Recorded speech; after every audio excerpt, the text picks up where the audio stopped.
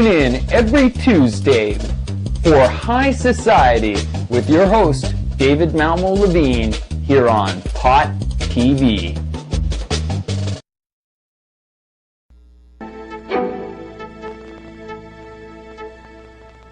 Well, the times, they are a-changin'. 30 years ago, smoking was socially acceptable and marijuana was the evil weed destroying our youth. Today, governments are being lobbied to crack down on tobacco and lighten up on cannabis. A recent Health Canada poll shows nearly 70% of Canadians support some form of decriminalization of marijuana. That could mean anything from no time in jail for marijuana use to full legalization. The federal government is currently reviewing our drug laws, so tonight we are opening our phone lines to hear your views. Are our laws on marijuana outdated? The number for you to call to get in on the discussion here is 1-888-STUDIO-2. You see it at the bottom of the screen. That's 1-888-788-3462. First, though, to set the table for our discussion, the story of Chris Clay. He is a London, Ontario hemp store owner who could be facing life imprisonment for selling marijuana cuttings. Clay's response? Well, he's going to court to fight for the right to light up. So you got to legalize. We wanted people to be able to grow their own, avoid the black market entirely. So we started selling seeds. We had it in all of our ads. We had a big sign in the front window listing all the different strains that were for sale. And I've seen police, they would come and even read the sign and keep going. They never came in and said, you know, warned us or anything like that. And then I finally decided to sell plant cuttings. 10-4-15-23. One day, an undercover officer arrives at the store, and Mr. Clay sells to him some small plant cuttings, which are usually called clones, and they're used for hydroponic growing. You can't smoke it, but you can grow something with it. As a result, they raided the store, they took all his inventory, they charged him with possession for marijuana he had, they charged him with cultivation for plants that were in the store, and they charged him with trafficking as a result of the sale. I said, do you realize by charging me I'm facing life in prison? And they said, oh yes, we're very aware of that. They certainly weren't very fun. That's when I contacted Alan Young and we talked about doing the constitutional challenge. Chris Clay presents an ideal test case because he's devoted to marijuana legalization. He is not a drug trafficker. He did not sell these small plant cuttings to an undercover officer to make money. It's all part of his campaign to get the government to change the law. I've always felt strongly that cannabis should be legalized for all purposes, for recreational use. Users shouldn't be jailed. It's totally ridiculous. Farmers should be able to grow industrial hemp without, getting a license from the Bureau of Dangerous Drugs. And also medical users, there's a lot of patients that do feel it would help them. Chemotherapy patients, AIDS patients. It seemed totally wrong that these people would be persecuted. So I always knew that if I was charged, I would fight it somehow, however I could. 70% of Canadians supporting some form of decriminalization. We have to get that. The primary thrust of my constitutional challenge is to prove as a factual matter that marijuana is relatively harmless, causes no physiological damage. It's not addictive. It's not criminogenic. It's not a gateway drug. Once I prove that factually, I then move on to argue legally that there's a constitutional principle that Parliament cannot criminalize conduct which is effectively harmless. Judges smoking.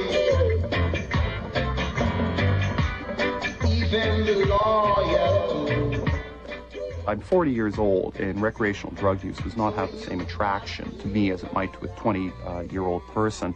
But the reality is, I grew up in the drug subculture. I'm very aware of marijuana, and I have tried it. And unlike Bill Clinton, my experience is different. I never exhaled. Give me champagne, I'm thirsty. Marijuana was banned in 1923, largely because of a book called The Black Candle. It was written by Judge Emily Murphy, Canada's first female judge, and she said that people who smoke it will go crazy, they'll end up in a coma and die. And since that time, there's been all kinds of hysteria. There's been movies like Reefer Madness.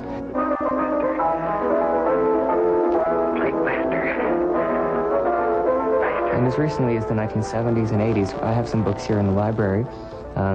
One's called Marijuana Teenage Killer, and even though there's never been a recorded death from marijuana in the history of the world, they still keep saying these crazy myths. There's been many thousands of studies, and the only risk that I've found is possible bronchitis. If you smoke anything that's not good, if you're inhaling hot smoke into your lungs, Of course, the risk can be minimized with a water pipe, or you can bake with it if you're having cookies. I don't think there's any harm. Almost every royal commission in the States, in Europe, and in Canada reaches the conclusion that marijuana is not sufficiently harmful to be deserving of criminal sanction. The government looks at it, they respond by saying, we will consider the recommendations in the inquiry, then they put it in a shelf like this, and it's good for the libraries, and that's about it. To a certain extent, I believe that people should respect the laws until they're overturned, but when you have political inertia, when you see that politicians are not going to respond despite the best evidence presented to them, sometimes you have to act in a manner which is akin to civil disobedience. Dr. Henry Morgentaler, he didn't wait for Parliament to respond. They never would have responded. Abortion is a political nightmare. So what he did is he continued to provide the service to women. He continued to allow himself to be charged. And eventually, like Mr. Clay, he took it to court and said the law is unconstitutional. He won. And now we have a situation which is far better for most women in this country, depending, of course, how you view abortion. Some people right now try and say that marijuana is a gateway drug, that it leads to other drug use. But I think that prohibition is a gateway because a lot of young people that are vulnerable, when they go out looking on the streets to buy marijuana, they have to associate with dealers. Sometimes they're nice people, sometimes they're very disreputable. The gravest injustice in this example is take AIDS patients. They need marijuana to reduce nausea. I mean, this has been documented, and nobody questions this. The government won't provide it to them. So they have to go out in the street, into the black market, endanger themselves. And these are people that are suffering and dying. And yet we are so concerned about marijuana, we will not provide it to them in a safe, legal way. Next to murder, the stiffest sentences meted out in Canada for narcotics, especially when you get to heroin and cocaine. But even for marijuana, when you're involved in large-scale distribution, I see sentences that range anywhere between 5 and 15 years, with Robert Robotham receiving 18 years for a hashish importation ring. There's something ironic or distasteful even about the fact that Karla Homolka serves 10, 12 years, whatever her sentence was, and someone who's simply interested in making money from the consumption of marijuana, a relatively harmless substance, would end up serving more time. Okay, this is what we're selling to raise money. They're called victory bonds. Total cost to fund this whole constitutional challenge, Alan thinks we need maybe $15,000 to $20,000 at least to do it properly. Now, through the internet and through the store, I've raised approximately $11,000. We're selling victory bonds, they're called, and they're certificates for $25. And if we win our case, you can bring them back and get a quarter ounce of marijuana. So that's been very popular. Okay. Listen, a little update on where the case is. First of all, myself and another lawyer in the city, Paul Burstein, are offering our services at a discounted rate. Basically, we pay all disbursements, that means costs out of pocket first, witnesses first. Whatever's left over, we'll take some money. I've spent probably 200 to 300 hours working on this case. If I had a paying client, I could be fairly wealthy. But the reality is we are committed to this cause as Chris is, and we're quite willing to do this case without being paid, even though it will be a 3-week trial. I want the law changed. I don't need to know that 600,000 Canadians are walking around with criminal records for activity which is perfectly harmless. I mean, I'm actually sickened by the prohibition, and it's not simply because of the injustice to marijuana consumers, but because of the diversion of resources from predatory crime. See, I also represent victims' rights groups.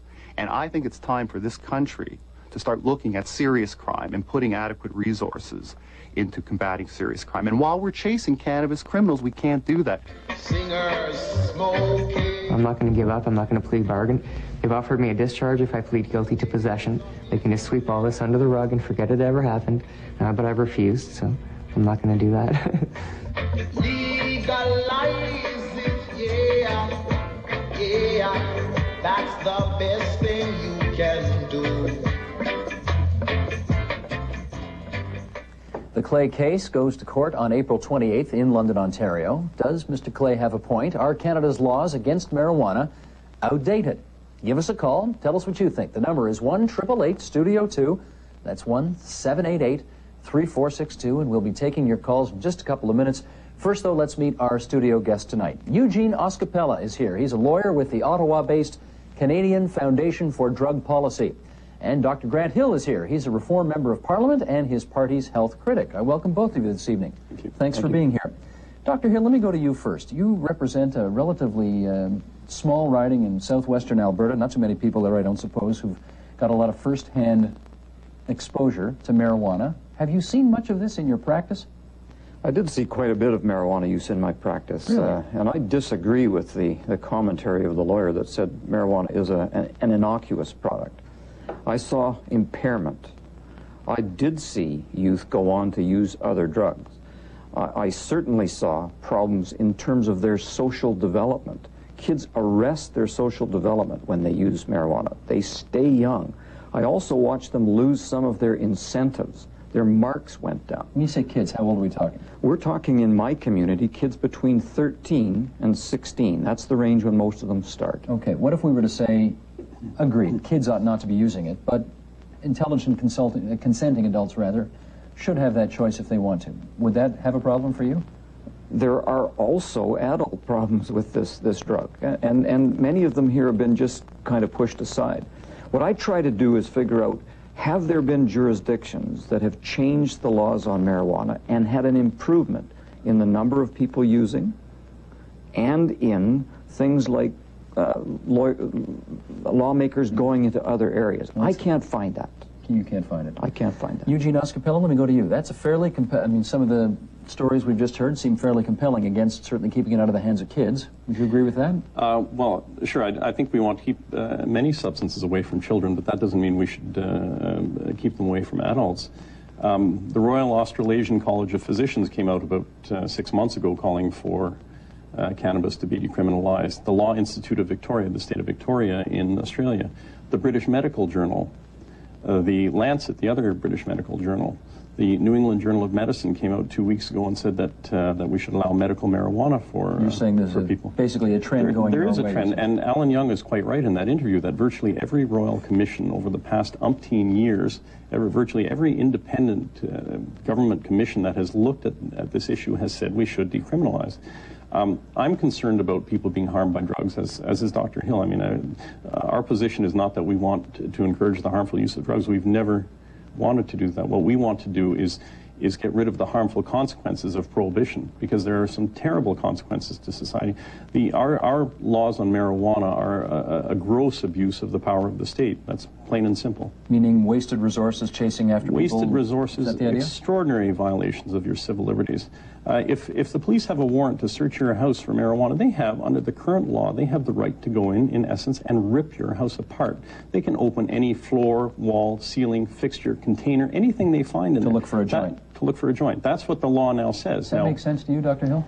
This is a little bit of a different issue for me. How far should search and seizure go? But what I'm interested in is, have there been spots where decriminalization, we should make sure we're talking about the same thing here, decriminalization has been successful in decreasing the number of youth starting to smoke, and more seriously, those who end up smoking regularly. Alaska is the best example because it's the closest to Canada. Not so long ago, they decided that marijuana should be generally available to adults. That was their premise. And what has happened over the subsequent years is marijuana use has doubled in the youth, so much of a problem that the adults turned around and reversed that proposal. Why, I think, should we go down the same road when we have countries that have gone this road and have problems? And I just frankly do not agree with the issue that this is a zero problem issue. But Dr. Hill, yes, the consumption may have doubled amongst the kids in Alaska, but it also doubled in the kids in Ontario in the past 4 years.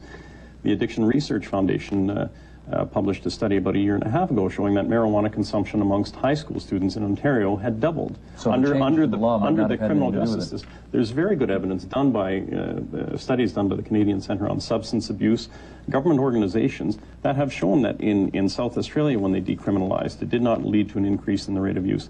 In the Netherlands, when they decriminalized in the 1970s, it did not lead to an increase in the rate of use. Rates of use go up and down over time in the Netherlands, as they do in neighboring states that have very strict policies. But it's quite clear that the criminal law does not diminish the level of use of marijuana.